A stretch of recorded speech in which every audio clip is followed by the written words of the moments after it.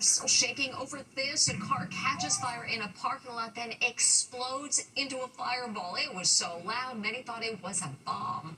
Take cover! An enormous explosion shakes an apartment complex in suburban Virginia, right outside D.C. Whoa! Holy Stunned neighbors watch from their apartment windows. 3 cars are on fire. Holy. I kind of shrunk back or kind of hid because I had no idea what debris was going to be shot up. Building engineer Chetan Atilasoy was on the roof when it happened. Whoa! And Ashley Crispin recorded it from her hotel room. Up on the top of a very tall building, you could feel it rattle and you could smell it. So, what caused the explosion? Was it a bomb? Nope. Authorities say an electrical malfunction ignited the gas tank. 2 other cars were also totaled by the blast. She replaced the Tiger King as the wackiest animal lover in America. Now the woman who starred on the HBO hit Chimp Crazy is behind bars. She's in jail. The infamous lady from HBO's hit docuseries Chimp Crazy is behind bars today. Inside Edition obtained this bizarre booking photo of Tanya Haddox. Gone is her flamboyant blonde wig. So how did she end up in trouble this time? Tanya is once again accused of harboring a chimpanzee in a cage in her basement in Missouri. Lisa Guerrero spoke with Tanya in 2022, and she admitted then that she faked the death of the world's most famous chimp, Tonka, who appeared in the movies Buddy and George of the Jungle.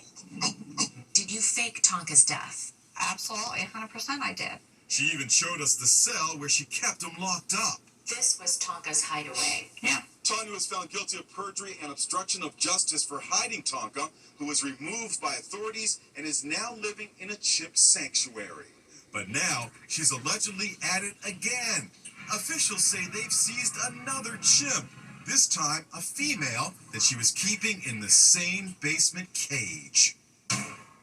Tanya Haddox is now in jail awaiting her sentencing. She's the woman who, to say 2 brothers who drowned in a public pool, the boy's family says no. In fact, the lifeguard himself admits he didn't even get wet during the emergency. Allison Hall has more, and we warn you, the video's upsetting. It's an emergency. We have 2 people that are not breathing. It's a heart-racing rush to rescue 2 brothers at this public pool. They're not breathing? Yeah, they're not breathing. They were just pulled from the water. Body cam shows the moment first responders pulled one of the teens out of the water. Paramedics frantically perform CPR. Outside, an officer speaks with their frantic mother. She collapses, stricken with grief. Jack and his brother Chu Meng were beyond saving. The heartbreaking tragedy happened here at the Lincoln Pool in Bayonne, New Jersey in 2022. But today, new and serious questions are being raised about whether the brothers' drowning deaths could have been prevented.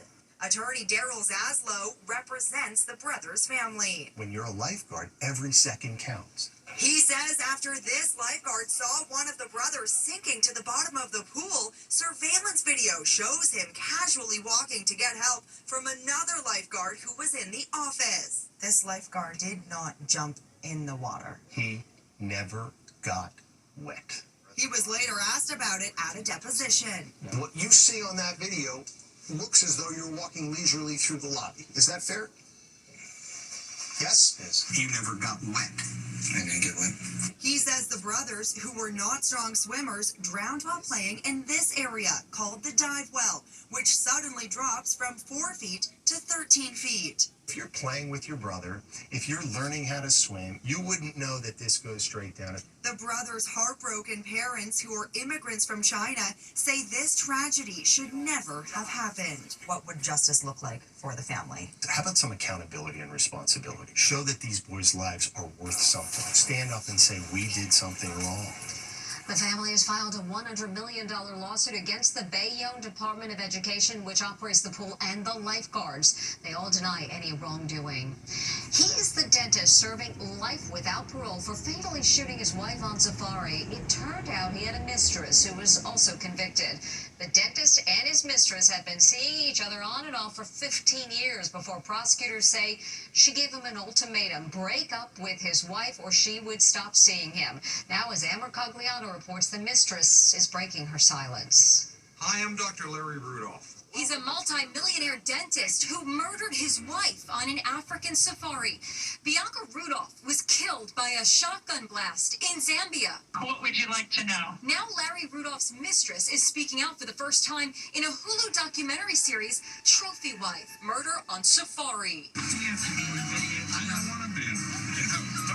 Lori Milliron is serving 17 years behind bars for accessory to murder and perjury. Prosecutors claimed she threatened to leave Larry if he didn't divorce his wife, triggering the murder plot. She insists they are both innocent. There was no ultimatum. Why would I wait 15 years to give him an ultimatum? Rudolph and his wife Bianca were big game hunters, but on their last safari together, prosecutors say she was the big game. He claimed his wife accidentally shot herself at their hunting lodge as she packed up her shotgun. The Zambian authorities accepted the dentist's story and allowed him to cremate Bianca, but officials from the American consulate were suspicious and thought that his version of how Bianca lost her life had too many inconsistencies. The police did an investigation and they said it was an accident. Everyone believed it was an accident. So I assumed it was an accident as well. After the slaying, Dr. Rudolph and his former office manager lived a jet-set life. But a breakthrough came after 4 years. A bartender overheard an argument between them. He pointed his finger at Lori's face and said, "I killed my wife for you." The circumstantial evidence may have been weak, but when the dentist testified in his own defense, he somehow turned the jury against him. What was his downfall on the stand? You hear one of the jurors say it, which I think is the best line: Larry was Larry's downfall. So the testimony really changed everything and ultimately resulted in the conviction. The docuseries Trophy Wife: Murder on Safari is streaming now on Hulu. Next. This courageous 10-year-old was snorkeling when a shark chomped down on his leg. Now he's speaking with Allison Hall. Call him Kid Courage. This teen lost his leg in a shark attack. It happened when Jameson Reeder Jr. was 10 and checking out the sea turtles with his family in the Florida Keys. His GoPro camera was rolling when the shark came at him. The camera falls to the ocean floor, but it captures this fleeting image of the shark. You were bleeding everywhere? Yes, ma'am. Did you pass out at that point? Do you remember this? I remember everything, but I did not pass out. Jameson was rushed to the hospital. I said, "Mommy, I can't feel my toes right now, but maybe I'll feel them tomorrow." Sadly, it was not to be. His right leg had to be amputated below the knee. Remarkably, he was back in the water just 10 weeks later, at the same reef where he was attacked. Now, age 13, he's learned to live a full life of sports and activities. Look at him rock climbing. Jameson here has had 6 surgeries already, and as he grows up, that number will grow with him. He actually has a shark photo on his prosthetic leg. And check out his t-shirt. Before you ask, it was a shark. Jameson's parents have now written a book about the family's experience called Rescue at the Reef. It's a message of hope and healing. We're so proud of him. You are extremely brave. Thank you. He sure is.